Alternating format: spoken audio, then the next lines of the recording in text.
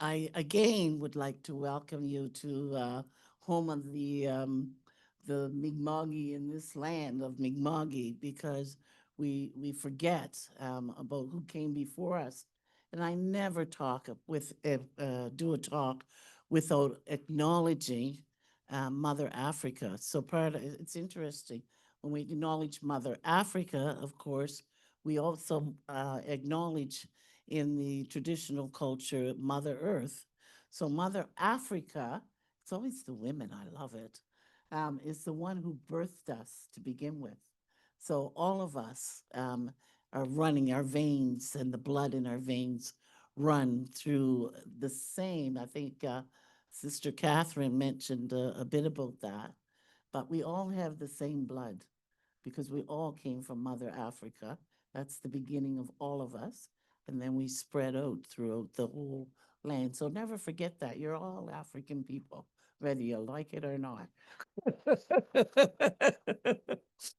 So it's a real pleasure to be here today. I'm really looking forward to this conference because it kind of allows us to share all of our experiences. And if you're anything like me, those experiences really come from the heart. They don't come from anywhere else but the heart. And so I hope throughout this conference that you get to meet people. It was last night, it was so loud. How was I going to talk to anybody? Couldn't even hear hardly what anybody said. But now you'll get a chance to just go up to someone and say hello, and for some people that's difficult. So you people who are more outgoing, do it. Just go up, say hello to somebody, ask them what kind of work they're doing, because when we share those experiences, it's going to help us along the way. I want to tell you just a little bit about myself, because when they do those bios, they always seem so fancy, and I'm like, is that really me? And they're kind of cold, those bios, how they do them, but that's how they do them. And I'm much hotter, like. So I'll share a bit about who I am. I was born on the marsh in the town of Truro. We're going to talk about the marsh, which is just about almost an hour away from Halifax. And there's several generations of African people that lived there before me. We talked about African people being in Nova Scotia over 400 years, the first African people in all of Canada. And the Marshes being one of the three historical African Nova Scotian communities. And it shares much of the same history as the other Black communities in the province. And we were settled in all different ways, some which often had been denied and coming more forward, which is with the act of enslavement. Others, Black loyalists, refugees from the Civil War, the War of 1812. We came doing many different things. Service workers, laborers, trained personnel came in mining, doing mining, railroads, building provincial infrastructure. So there was all these occupations depending on which group of people that we came up with. I grew up in a family of 12 people. And so there were 12 people, including the parents, in the town of Truro, and we lived on what was called Ford Cross Street. And in that community, it was an affirming, supporting, and safe. Virtually everybody on that street, those two streets, Ford and Cross, they looked like me and they occupied the lower economic standards. We had Aboriginal people in our community. We had white people in our community, but generally, mostly, they were of African heritage. And in that small little marsh that we did, we there was a love that goes beyond. When people moved out, that love still remains. Also, the values in that community. So those values have stayed with me and have made it through the test of time. And those same core values were what formed the basis of the Down the Marsh Community Land Trust. Now, why it was called the Marsh, there were 3 communities in Truro, as I said, but we had nicknames based on the physical layout of the town. So I lived on the Marsh. The other 2 areas or communities were called the Island, and there was one called the Hill. But over time, I became very troubled about changes in my community that increasingly saw the disbursement of families and the erasure of community due to newfound speculation by developers and investors. And they secured the land, the homes, the properties, and always at below market value. And they replaced those traditional homes with apartment buildings, homes that priced the people who had lived there for generations out of the market.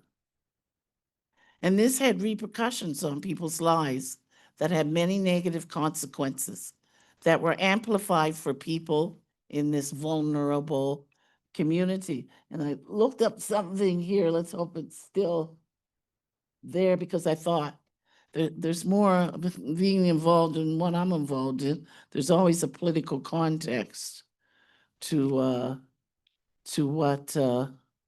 what has happened. So with this gentrification and erasure, also in that community, we experienced environmental racism. So we didn't have the good jobs and the good housing. And there was a lot of systemic racism against the Black people that lived there and all the people that lived there. So the corporates and the capitalist power was evident in jobs and housing, and the government policy of the day that prioritized corporate and private interest over public good, including housing. In midst of what is all of a sudden defined, I like this thing because I was reading the brochure earlier, housing crisis. But I thought housing crisis, and we actually have it in our brochure today if you look. But what that really means is white middle-class people are in crises. Because anybody that was there know we've been in crises for a much longer time. So be careful when you talk about that there's now a housing crisis. So then the government now is taking these little steps. To say that in terms of that there's now affordable housing. But I thought we were in housing crisis when I was born and centuries before that. And they've been also in the forefront, which Sister Nat mentioned this morning, of developing land trust. Then 1969, did you have that date this morning, Nat? When you asked for the date, so it's interesting. I always love to talk about that, and in Georgia. Also, these buzzwords. There's always these buzzwords. Another buzzword: stewardship. Anybody hear it? That we're stewarding the land. So, in other words, we're going to protect it for the common good.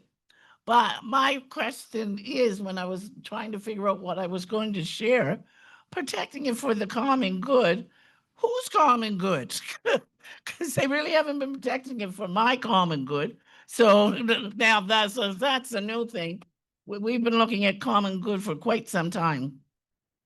So we're pushing back against this erasure, but it is crucial to recognize Black people at the forefront of CLTs and the values. And another key area that you need to start buzzing about is reparations. But give a hand for reparations, because you can't talk about community land trust for our people unless you talk about reparations. And that's reparations, particularly for what has happened as a result of the transatlantic slave trade. But also you can't talk about reparations unless you talk about our first people in the terms of the reparations they'll do. So start putting that on the agenda, will you? If only for me, but reparations, you got it, eh? So in this particular incident, you can't have any like cookie cutter. I thought there's no cookie cutter way of doing this work.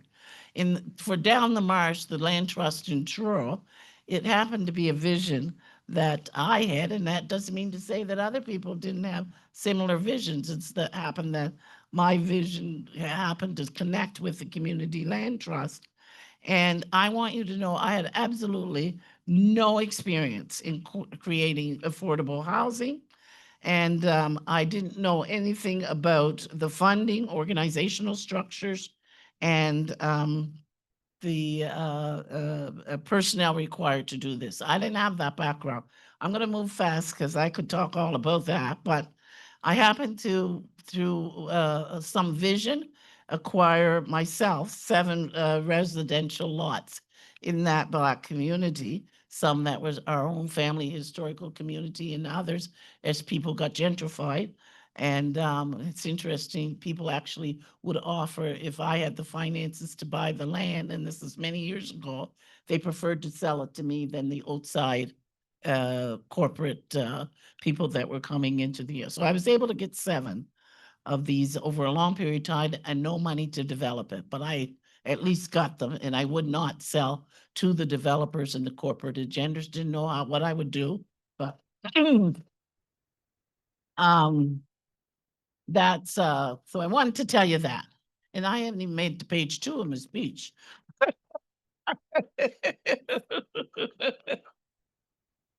um so with this increase, we talked about gentrification became officially alive and thriving. But keep in mind that in Nova Scotia, a lot of people don't realize, even Nova Scotians themselves, that we own more traditional Black land than anywhere else in the country. In Nova Scotia, there's more Black land than anywhere in the country. However, we're losing it at a phenomenal rate, and governments at all levels own the challenge of protecting these communities. Are they? You think governments are protecting our communities? He's going. I thought you would have gotten that far that you'd realize that that wasn't the case. You got to study up.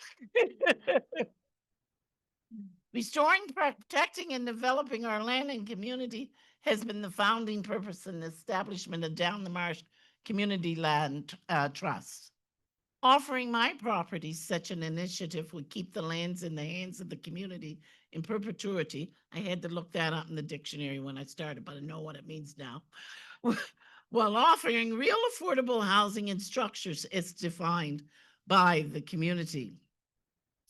So I'm going to share with you that working to build the DowntheMarsh Community Land Trust was not a walk in the park.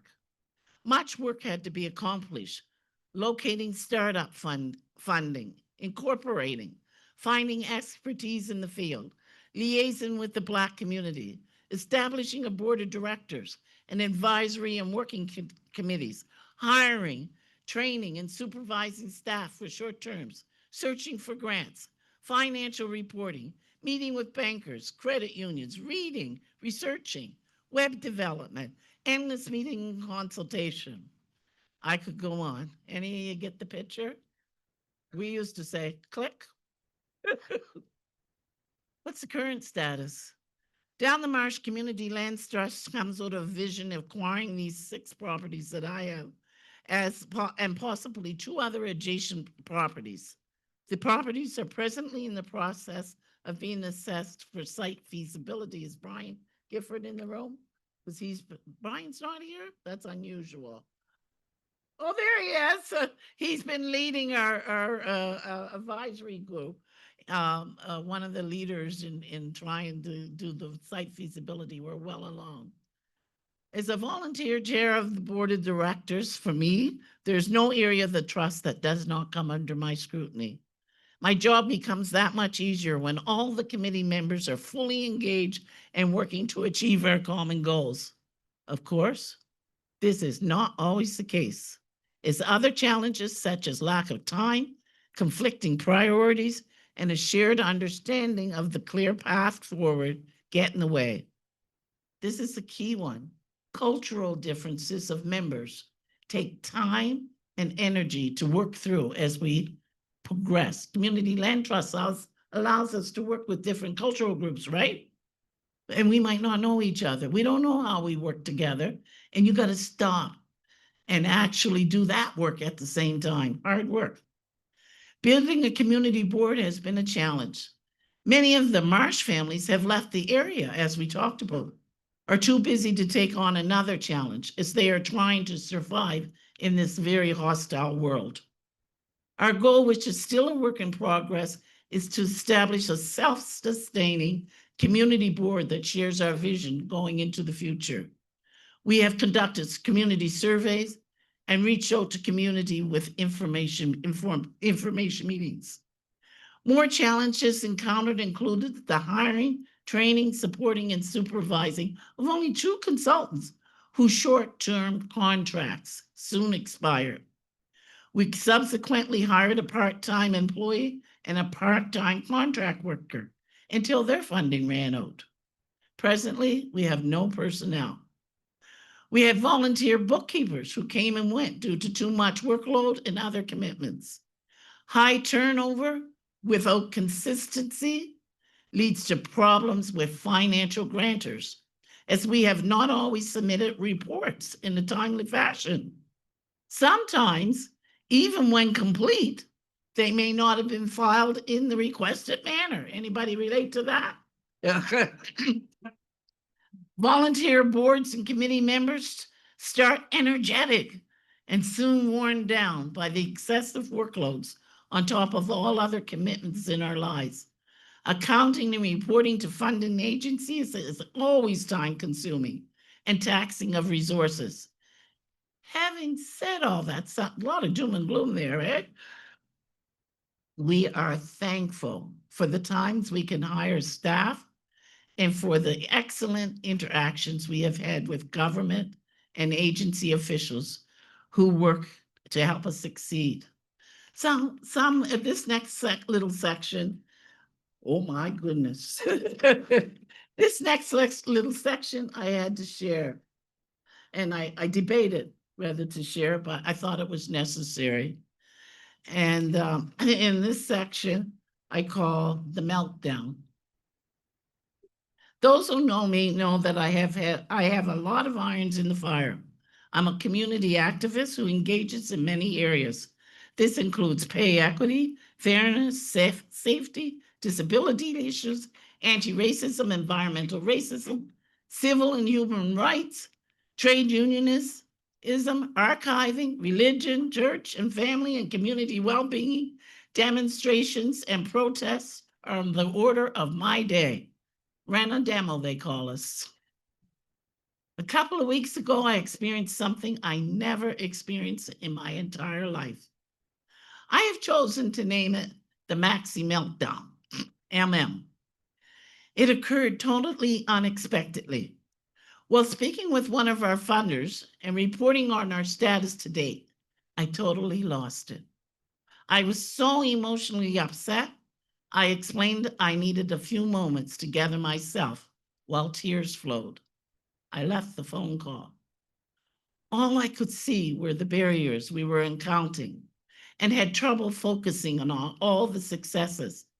I felt I had failed myself, all the people I worked with on the Down the Marsh with, and the community at large. It was an overwhelming feeling.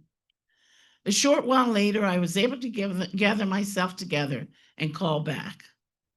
I ended up having a productive and affirming discussion with a commitment from the government funder to put more time into assisting us to overcome the barriers we were facing. Is Simon in the room?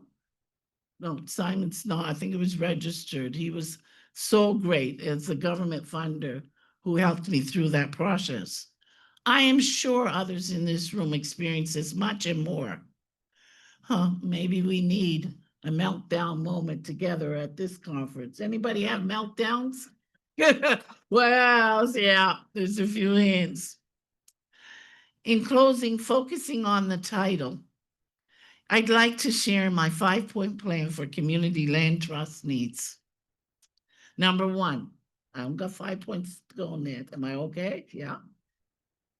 One, funding that supports the entire process from the time the idea is born until community and government agencies are meaningfully engaged in supporting that process and continuing on to the point where shovels are in the ground and affordable dwellings are built and maintained.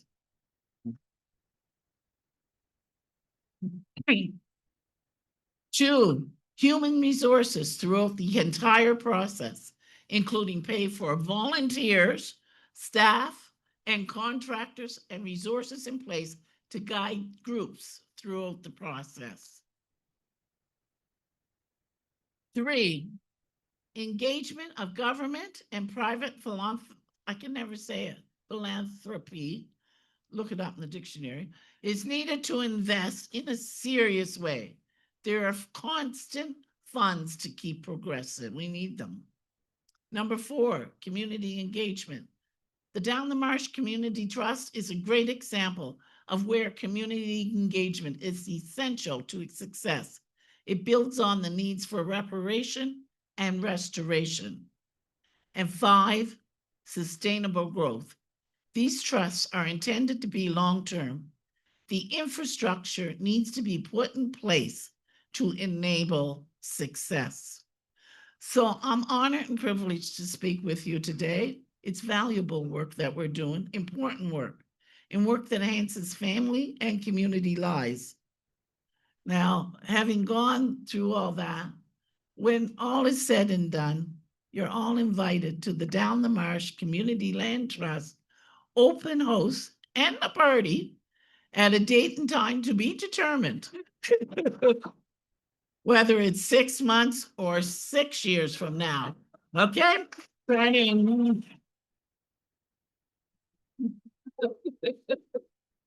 Thank you.